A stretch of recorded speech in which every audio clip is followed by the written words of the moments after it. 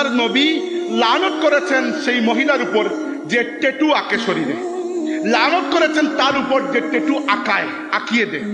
2, আল্লাহর নবী লানত করেছেন সেই মহিলার উপর যে সৌন্দর্যের জন্য তার চোখের ভ্রু প্লাক করে, পশম উঠিয়ে নেয়। আর লানত করেছেন সেই মহিলার উপর যে এই কাজটি তাকে করে দেয়। 3, আল্লাহর নবী লানত করেছেন সেই মহিলার উপর যে সৌন্দর্য বর্ধনের জন্য তার দাঁতের মধ্যে ফাঁক করে দাঁতকে চুকা করে ফেলে। এটিও সৌন্দর্যের সম্ভবত কিছু একটা। আমরা তো পুরুষ মানুষ হয়ে বেঁচে গেছি, এত সুন্দর আমাদের হইতে হয় না, তো নারীদের সম্ভবত হতে হয়। তো এগুলো যারা করে এদেরকে আল্লাহর নবী সাল্লাল্লাহু আলাইহি ওয়াসাল্লাম বলেছেন যে আল্লাহ এদের উপর লানত করেছেন। এবং কি বলেছেন? বলেছেন আল মুগায়্যিরাতি খালকাল্লাহ, এরা আল্লাহর সৃষ্টিকে পরিবর্তনকারী।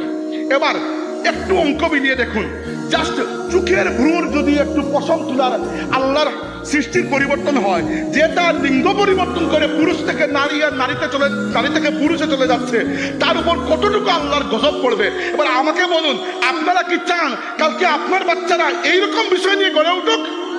অতএব আমাদেরকে সজাগ হতে হবে। এই মাহফিলগুলো গনিমত আমাদের জন্য, আওয়াজ তুলতে হবে। এটি মুসলমানের দেশ, এই দেশে ইসলাম বিরোধী কোনো কার্যক্রম হতে পারে না।